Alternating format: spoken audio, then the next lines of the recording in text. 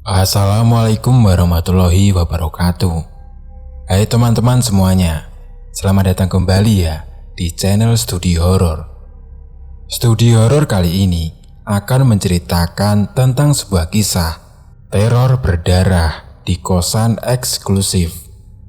Cerita misteri kali ini bersumber dari @Miss_Viola. Lalu bagaimana kengerian dari kisah kali ini? Mari kita simak kisah ini bersama-sama. Selama merantau kira-kira setahun, gak kerasa udah lebih dari 3 kali aku pindah-pindah kosan. Bukan karena kosnya gak bagus, tapi karena gangguan yang lumayan sering banget.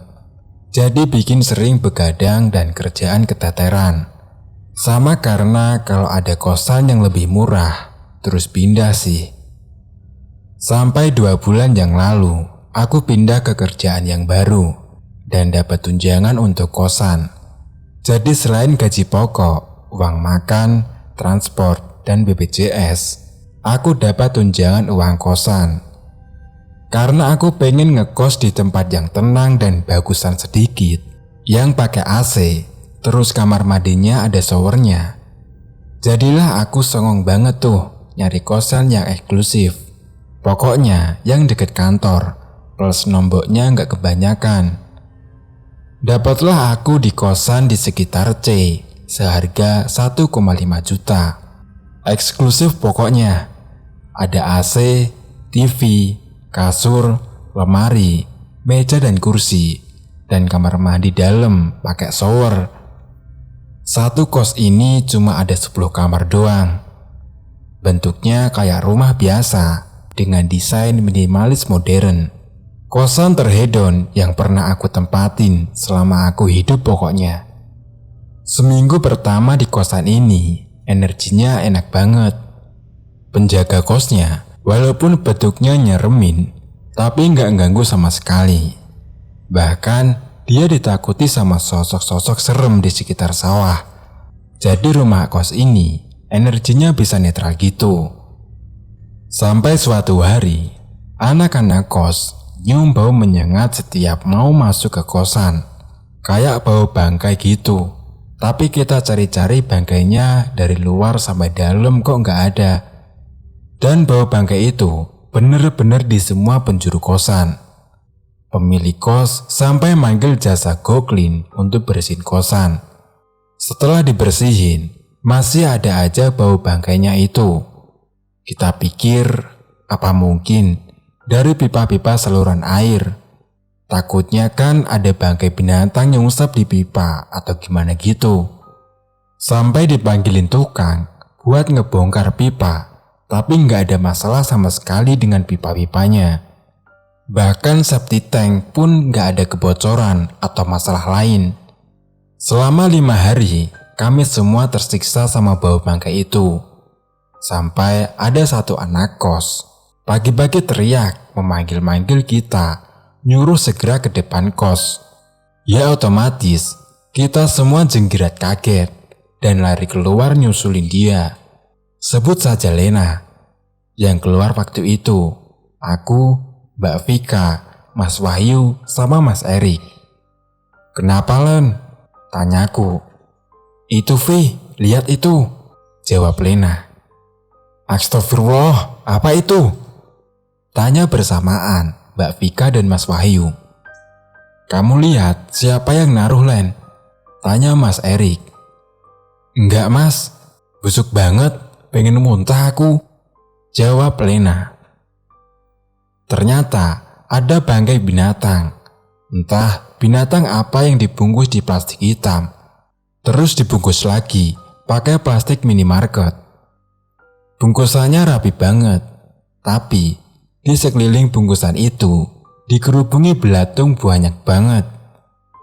Ini aku gambarin denah kosannya, biar kalian tahu bayangan TKP-nya. Bener-bener ditaruh di parkiran, tepat sejajar dengan pintu masuk. Karena kita udah gak kuat sama baunya, akhirnya Mas Erik langsung ambil sapu dan buang bangkai itu ke tempat sampah yang ada di gang luar perumahan. Sedangkan aku sama yang lain nyiram dan bersihin bagian-bagian luar kosan, pakai segala macam sabun, obat pel, dan wangi-wangian, sampai benar-benar bersih banget. Setelah itu, kita udah nggak bahas itu lagi, karena emang nggak ada apa-apa. Malamnya pas pulang dari kantor, aku baru ngeh kalau penjaga kosan ini tuh udah 3 harian nggak kelihatan. Ya aku mah positive thinking aja. Malam itu, entah kenapa kos ini rasanya ramai banget. Kayak banyak banget orang aktivitas di kosan. Padahal biasanya jam 10 aja udah sepi. Udah di dalam kamar masing-masing. Lah itu, udah jam 1 pagi kok rasanya ramai banget gitu. Karena nggak bisa tidur, aku keluar kamar tuh. Niatnya mau rokokan di depan kosan biar ngantuk gitu.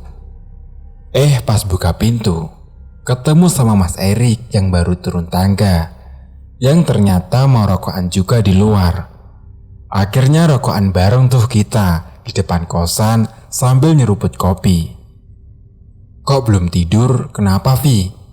Tanya Mas Erik. Nggak tahu nih Mas, rasanya ramai banget kosnya. Padahal yang nggak ada orang di luar. Kayaknya udah malah pada tidur. Tapi kok rasanya telingaku ini penuh aja gitu. Lah, Mas Erik sendiri kok masih melek? Jawabku. Sama Vi, rasanya nggak enak banget. Sebenarnya ngantuk. Tapi kok nggak bisa merem akunya. Ada perasaan gelisah gitu. Gara-gara tadi pagi kali ya Mas. Aneh soalnya. Kemarin dicari nggak ada bangkai binatang. Kok tiba-tiba ketemu di depan sini? Anu Vi, bentar ya. Bentar ya Vi, aku mau ambil HP.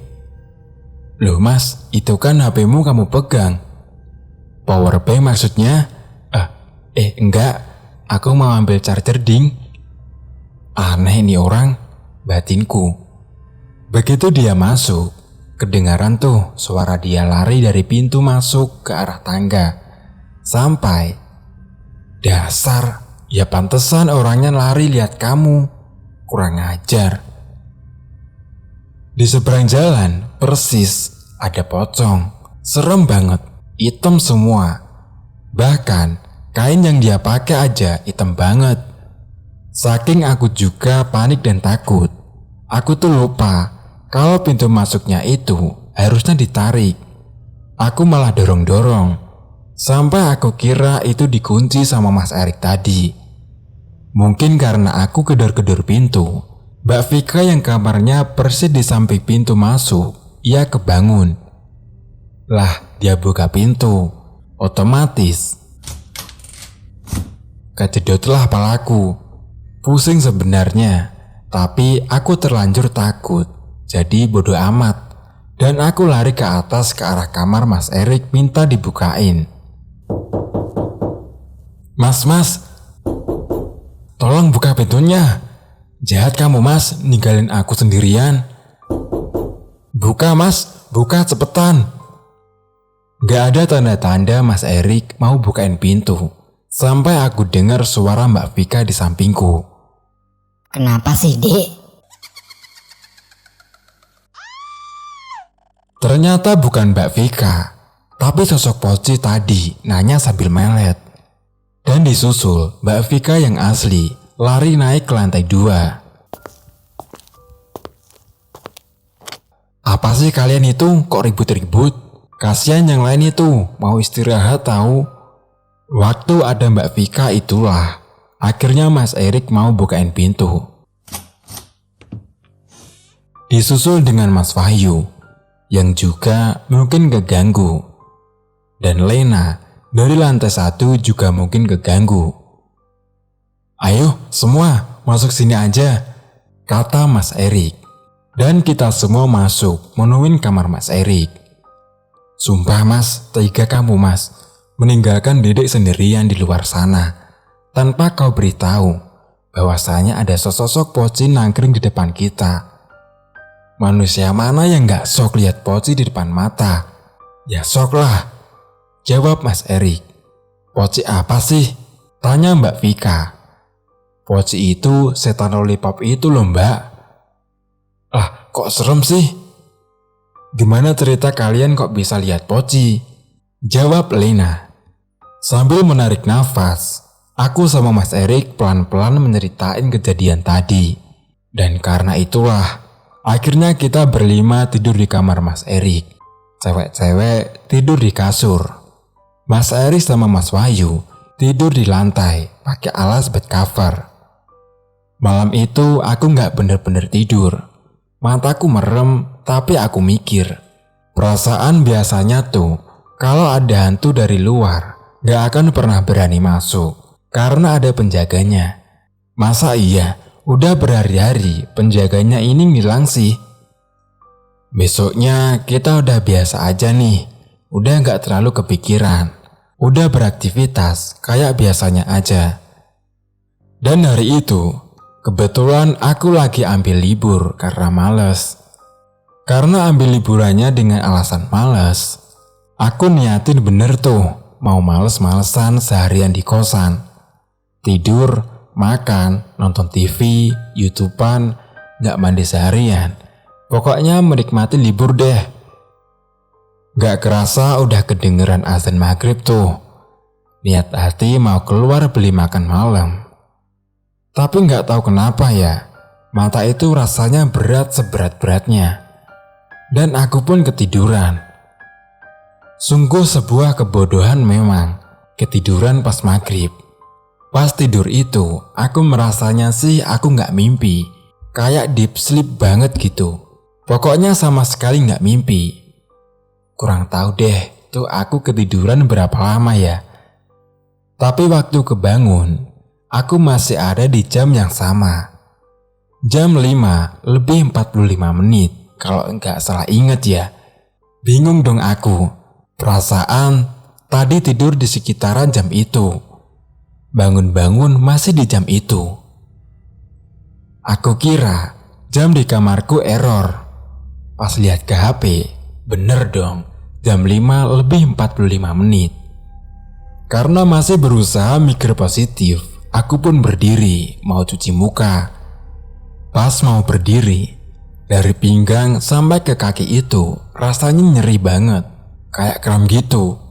Pinggang itu pegelnya kayak kalau lagi datang bulan, nyeri-nyeri pegel plus basah. Aku cek celana dong, curiga ini jangan-jangan aku ngompol apa gimana. Tapi celana kering. Cek kasur, kasurnya juga kering. Begitu lihat ke kaki, di betisku ada semacam bekas cakaran gitu, merah. Dan ada sedikit darah keluar dari bekas cakarannya. Tapi bukan kayak cakaran banget. Bayangin deh, kayak kena kawat tapi gedean dikit. Dan itu ada di betis kanan dan kiri. 3 garis gitu. 3 kanan, 3 kiri. Manusia mana yang masih berpikiran positif di saat seperti itu ya kan? Panik dong akunya. Soalnya aku lihat ke pintu. Pintu dalam kondisi terkunci. Jelas, gak mungkin ada orang masuk lewat pintu. Jendela aku cek juga ketutup. Jadi gak mungkin juga ada orang lewat situ. Terus kalau bukan setan, manusia dari planet mana yang bisa nembus tembok? Belum selesai aku bingung sama kejadian itu. Dari luar kamar, aku dengar suara Lena lagi hoek-hoek gitu, alias kayak mau muntah. Sebagai teman yang baik dan peduli, keluar dong aku nyamperin Lena. Aku ketuk gak dibukain. Aku coba buka kamarnya. Ternyata gak dikunci.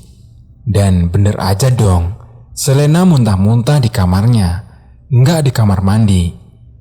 Sebenarnya aku mau ikut muntah juga, tapi udah terlanjur kaget sama apa yang keluar dari mulutnya Lena. Darah, tapi bentuknya kayak slime dan warnanya pekat banget. Baunya jangan ditanya. Seisi kamarnya Lena itu bau busuk. Aku udah gak kepikiran bahwa mungkin Lena ada sakit apa gitu. Yang ada di pikiranku, ini mah gak main-main, pasti ada yang ngirim. Pas aku mau keluar, aku lihat sosok hitam yang aku tahu itu siapa. Itu penjaga kos yang selama ini aku cari. Dia berubah dari yang sosoknya hitam, bentuknya cuma kayak asap doang gitu. Nah, terus berubah jadi sosok naga berwarna merah. Tapi kayak banyak lukanya gitu di badannya. Dia nggak ngomong apa-apa, cuma kelihatan dari matanya kalau dia takut. Dia ngeliatin terus ke arah pintu masuk kosan. Cuman karena aku harus segera nolongin Lena, aku cuekin deh tuh penjaga kosnya. Dan aku naik untuk manggil siapapun yang ada di kosan untuk bantu aku bawa Lena ke rumah sakit. Untungnya ada Mas Erik sama Mas Wahyu. Mereka kaget banget dengar Lena muntah darah dan segera turun untuk bawa Lena ke rumah sakit. Pas kita sudah sampai bawah, demi apapun, Lena kesurupan.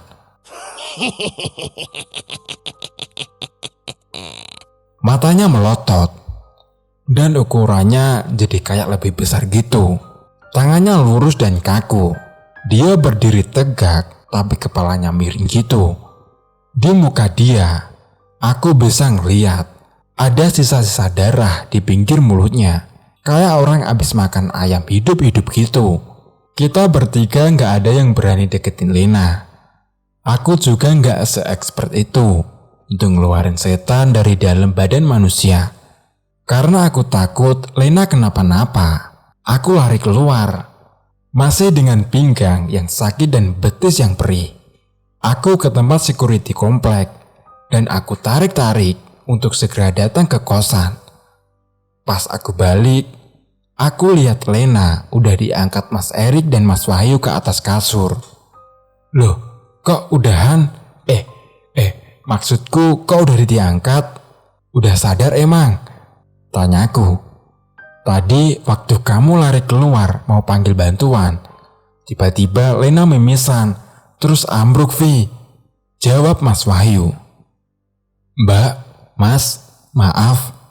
Sepertinya ini ada yang ngerjain, kata Pak Satpam. Maksudnya gimana Pak? Ngerjain gimana? Jawab Mas Wahyu. Saya juga kurang paham dengan hal seperti ini. Apa perlu saya tanyakan dulu ke Pak RT? Kata Pak Satpam. Pak, kayaknya nggak usah dulu deh Pak. Takutnya nanti malah jadi rame. Pokoknya teman saya biar sadar dulu aja deh. Nanti kalau ada apa-apa lagi, baru kita ke Pak RT. Tapi Pak, beneran ya? Jangan bilang ke Pak RT atau warga dulu. Aku curiga, mungkin warga di sini yang ngirim. Kita diam-diam dulu ya Pak, kataku. Iya Mbak, saya pamit balik dulu ya ke pos, jawab Pak Satpam. Setelah Pak Satpam pergi, kita bertiga pelan-pelan sambil tutup hidung pastinya, bersihin kamar Lena. Aku juga bantu bersihin badan Lena. Badannya panas banget dan dia keringetan banyak banget. Gak banyak omongan waktu kita lagi bersih-bersih itu.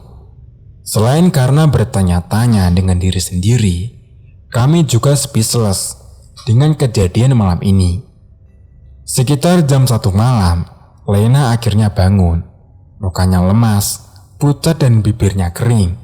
Mungkin karena dehidrasi juga. Kita gak mau nanya ke Lena apa yang terjadi, kecuali Lena yang mau cerita duluan. Karena kita juga gak mau bikin dia jadi tambah takut, jadi kita memilih diam. Lena pun gak banyak bicara, dia cuma minum air putih dan minta pulang kampung atau cari kos lain. Kami cuma bisa mengiyakan aja apa yang Lena bilang. Bahkan Mas Wahyu dan Mas Erik juga sependapat dengan Lena untuk cari kos lain. Tapi aku penasaran. Jujur ya, penasaran akan hal mistis. Sesungguhnya adalah hal yang paling harus dihindari. karena kadang bisa sangat membahayakan kita. Jam sudah menunjukkan pukul 2 pagi. Aku, Mas Wahyu dan Mas Erik pamit ke Lena untuk kami kembali ke kamar masing-masing. Aku sempat menawarkan Lena untuk tidur di kamarku, tapi dia merasa udah enakan dan bisa tidur sendirian. Jadilah aku kembali ke kamar. Di dalam kamar, aku yang masih penasaran berusaha mencari tahu ada apa ini. Aku pun duduk, merem dan mencoba fokus untuk menggambarkan sosok si penjaga kos di kepalaku. Kalau kamu masih ada di sini, tolong keluar dan jelaskan apa yang terjadi. Tapi kalau kamu menolak datang, setidaknya datanglah ke mimpiku dan jelaskan.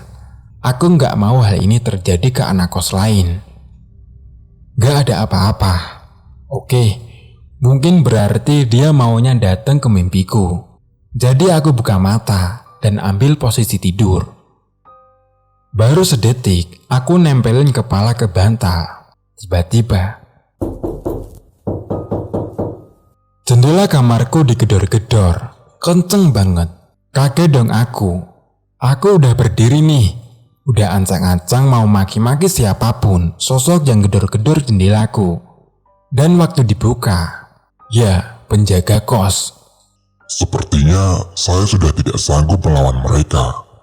Saya lihat kamu yang bisa mengusir mereka, karena kamu punya penjaga yang lebih kuat untuk mengusir mereka, kata penjaga kos. Tunggu, ini maksudnya apa? Kalau jelasin tuh dari awal gitu, biar aku yang ngerti. Jangan langsung main todong gitu dong, kan aku nggak tahu duduk permasalahannya apaan. Jawabku. Manusia-manusia itu tidak suka dengan pemilik rumah ini. Karena pemilik rumah ini terlalu sombong dan angkuh dengan warga sekitar sini. Dan banyak perkataannya yang menyakiti salah satu warga. Kalau kamu mau lihat apa yang terjadi, tutup matamu dan bukalah lagi, kata penjaga kos.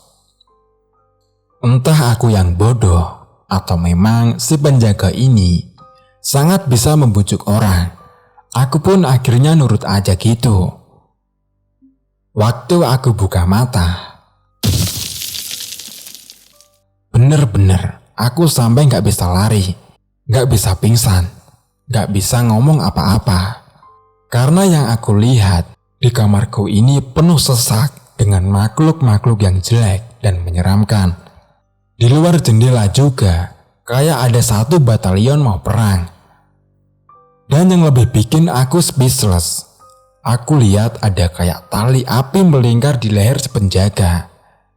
Dan ujung tali itu dipegang sama sosok paling besar yang lagi berdiri di tengah-tengah sawah.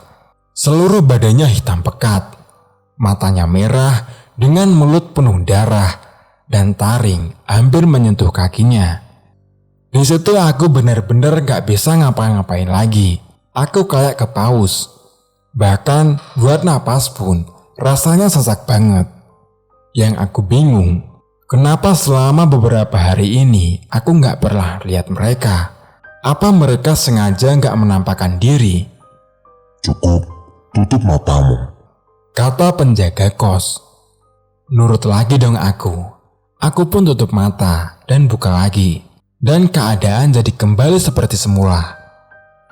Itu adalah gambaran tentang apa yang akan terjadi kalau mereka bisa sampai menguasai rumah ini.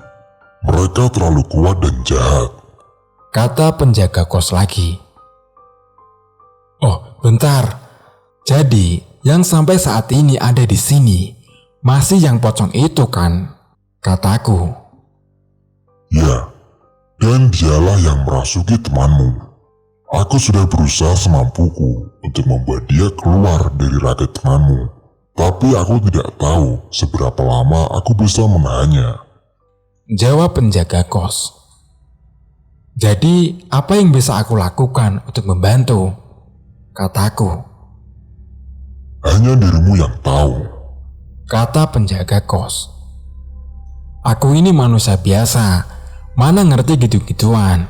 Minta tolong mah gak apa-apa, tapi setidaknya kasih clue lah. Gimana caranya? Dipikir aku dukun apa? Kataku lagi. Dan dia pun akhirnya pergi. Bener-bener deh ya, kadang main minta tolong, tapi nggak ngasih tahu apa yang bisa dilakuin sama kita sebagai manusia biasa. Kalau aku punya ilmu, lah itu lain ceritanya ya kan. Malam itu bener deh, aku sampai susah banget tidur. Susah tidurnya tuh karena mikirin ini harus digimanain. Caranya minta tolong ke penjagaku itu gimana? Soalnya kan yang aku tahu, tugas menjaga kita yang melindungi kita, bukan untuk disuruh-suruh ngelawan setan kan. Asli itu, aku beneran tidur gak tenang banget. Sampai bangun-bangun udah jam 12 siang. Udah pasrah banget itu.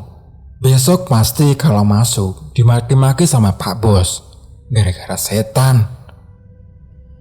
Seharian aku di kosan, cari gimana jalan keluarnya.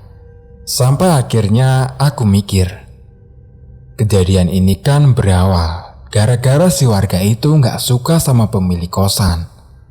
Berarti pemilik kosnya dong yang harusnya datang meminta maaf ke warga kek, atau silaturahmi ke warga. Mana ada kejadian kayak gitu? Kamu itu lagi mimpi. Gak percaya saya ada kejadian mistis-mistis gitu, kata bapak kos. Setan itu kan hanya dalam pikiran kalian aja. Gak usah percaya hal-hal yang kayak gitu. Lagian, kalau warga memang gak suka dengan kami, ngapain gak nyantet kami sekalian aja? Nyatanya kos masih rame kan, masih laku, masih pada betah. Dilanjut dengan kata ibu kos. Karena mereka dikasih tahu gak bisa, tambah bingung dong akunya. Mau cuek gak bisa, mau bantu juga gak tahu gimana ceritanya. Ngomong-ngomong, aku bilang ke pemilik kos itu langsung, gak lewat chat. Kebetulan itu jatah bayar kosan. Dan mereka selalu maunya cash, gak mau ditransfer. Malamnya waktu tidur aku mimpi. Di mimpiku itu, aku lagi di makam kakek nenekku. Aku lihat ada kakek nenekku di sana lagi ngobrol. Tapi gak cuma berdua. Ada dua sosok lain lagi. Yang satu nenek-nenek, kelihatan lebih tua dari nenekku. Dan yang satunya lagi, sudah kuduga, si naga penjaga kos. Aku gak bisa dengar apa yang mereka bicarain, karena mereka cuma kayak tatap-tatapan mata doang. Lama-lama jatuh cinta beneran dah ini. Sampai tiba-tiba keluar satu naga yang ukurannya 2 kali lebih besar dari si penjaga kos. Dan keluarnya kayak yang ada di iklan di TV. Keluar dari dalam makam kakekku. Ini nenek buyut movie. Sambil nunjuk nenek tua yang aku tadinya gak tahu itu siapa. Dan ini naga penjaga kakek yang kakek turunkan ke kamu. Kalau sekarang ada apa-apa sama kamu bisa minta ke dia untuk melindungi kamu. Ya, beliau, maksudnya si penjaga kos. Dia sudah bilang ke kakek tentang semua yang terjadi di tempat tinggalmu sekarang. Kalau kamu mau bantu, kamu bisa saja minta dia bantu. Tapi ada konsekuensinya. Apa kek konsekuensinya? Jawabku. Kalau penjagamu menang, kamu bisa lebih tenang. Tempat tinggalmu menjadi aman. Temanmu nyaman.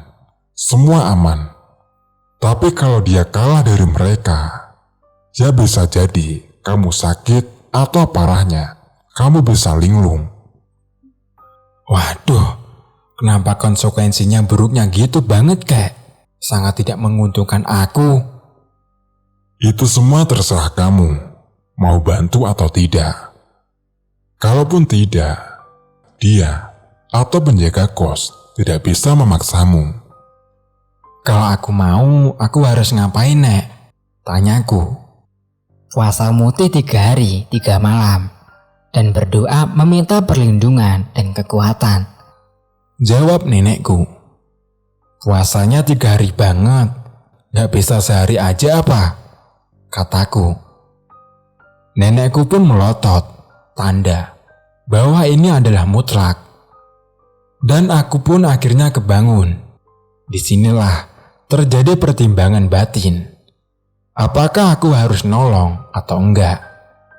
Sebenarnya aku tinggal pindah kos saja dan hidupku enggak beresiko.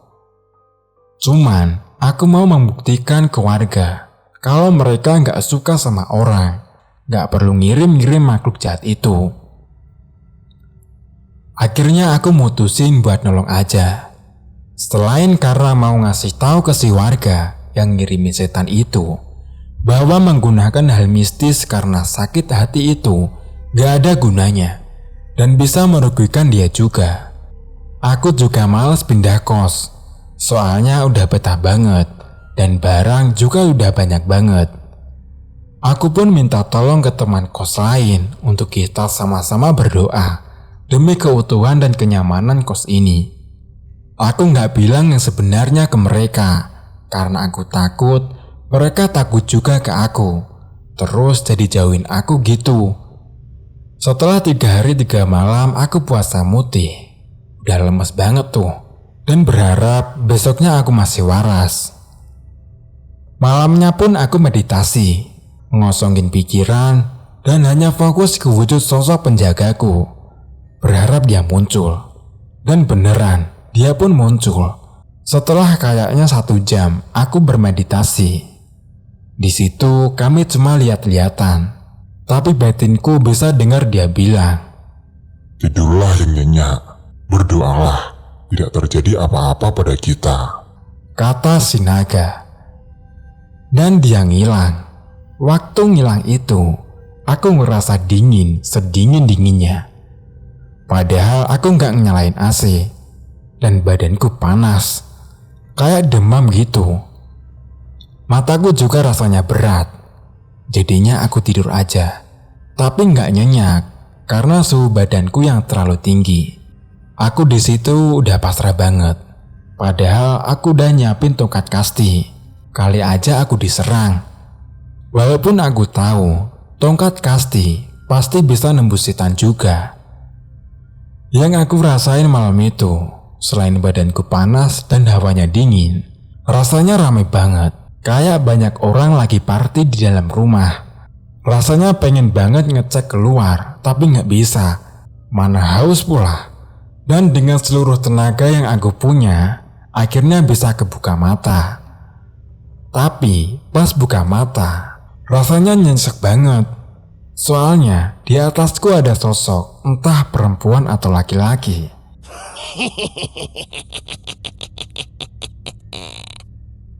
Kepalanya kayak patah ke samping gitu, ngeliatin aku dengan lendir yang keluar dari mulutnya. Pengen teriak tapi gak bisa, bangun juga gak bisa, keringetan, tangis, takut, bahkan merem lagi pun juga gak bisa. Aku cuma bisa nangis sambil batin, kurang ajar kamu, pergi kamu. Ada kali 5 menitan aku ketindihan dia. Sampai aku udah lemes banget. Aku cuma berharap paginya aku masih bisa hidup aja deh. Udah gak muluk-muluk permintaanku. Dan di situ aku baru ingat bahwa aku kudu berdoa. Dengan semua sisa kekuatan yang aku punya, pelan-pelan aku bikin tanda salib. Aku coba tutup tanganku untuk posisi berdoa pun susahnya setengah mati. Mau merem juga gak bisa. Di situ aku udah pasrah. Aku cuma berdoa dalam hati sambil ngeliatin matanya. Aku berdoa kayak udah itu detik-detik terakhir aja gitu di hidupku. Sampai akhirnya aku bisa tiba-tiba ketiduran waktu aku mengucap amin. Di paginya sumringahlah aku karena aku masih bisa buka mata. Aku masih bisa duduk di kasur dan masih bisa ambil air putih buat minum. Berarti berhasil dong ini. Aku pun buka jendela kamarku. Tenang banget suasananya. cuma badanku masih panas banget. Aku pun keluar dari kamar. Celingak-celinguk lihat kondisi kos kayak tenang aja gitu. Aku keluar kos dan lihat bangunan kos kayak jernih banget mataku. Di ujung rumah, aku lihat si naga penjaga. Dia ngangguk ke aku. Aku juga balas ngangguk ke dia. Dalam hatiku, mungkin memang sudah selesai. Waktu aku kembali ke kamar, aku langsung ambruk lagi di atas kasur. Karena masih lemas dan badan masih panas. Siangnya, aku minta tolong Lena untuk bawa aku ke UGD. Karena udah gak tahan banget. Dan akhirnya aku mondok di rumah sakit selama 5 hari. Anehnya, dokter gak tahu aku ini sakit apa. Cuma panas tinggi aja dan dehidrasi. Sepulangnya dari rumah sakit, aku ngelewatin rumah warga yang kirimin demit ke kosan. Di depan rumahnya dipasang banner, rumah ini dijual. Dan dari luar rumah itu, aku bisa lihat banyak banget penunggunya. Salah satunya si pos hitam yang aku lihat di kosan. Aku cuma mikir aja, apa jangan-jangan setan-setan itu kembali ke sini dan ganggu pemilik rumah ini ya? Ah, sudahlah, aku gak peduli. Kalau memang iya, ya semoga si pemilik rumah itu sadar bahwa caranya itu salah. Sampai ke kosan, aku ngeliat ada pengajian. Ada bapak dan ibu kos juga di situ. Jadinya aku nunggu dulu di luar sampai pengajiannya selesai.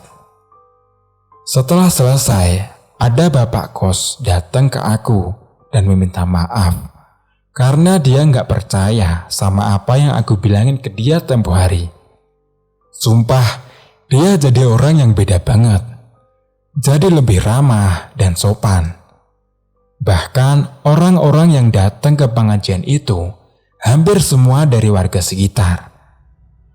Ternyata setelah aku kasih tahu bapak kosan waktu itu, malamnya di rumahnya itu, bapak dan ibu kos juga diganggu poci sampai mereka benar-benar terteror. Dan ada Pak Haji yang ngasih tahu mereka untuk melakukan pengajian di kosan. Karena Pak Haji juga tahu kalau ada yang gak suka sama bapak kos. Maka dari itulah hari itu diadakan pengajian dan dihadiri warga sekitar. Bahkan sekarang setiap 2 minggu sekali bapak kos ngadain pengajian. Aku seneng banget sih karena kondisi sudah kembali normal. Selain itu, kalau lagi ada pengajian juga, aku dapat makan gratis. Walaupun aku bukan muslim, aku senang kalau ada yang bikin acara keagamaan gitu. Karena selain untuk perlindungan diri dan sekitar, bisa semakin mendekatkan diri ke Sang Pencipta juga. Sampai detik ini, rumah warga yang ngirim demit itu masih belum laku. Banyak yang lihat, tapi nggak laku-laku. Bahkan sampai harganya dianjlokin juga nggak laku sampai sekarang. Kasian sih, tapi itu juga menurutku akibat dari perbuatannya juga. Sekian cerita kali ini. Semoga ada pelajaran yang bisa kita ambil. Akhir kata, mohon maaf. Wassalamualaikum warahmatullahi wabarakatuh.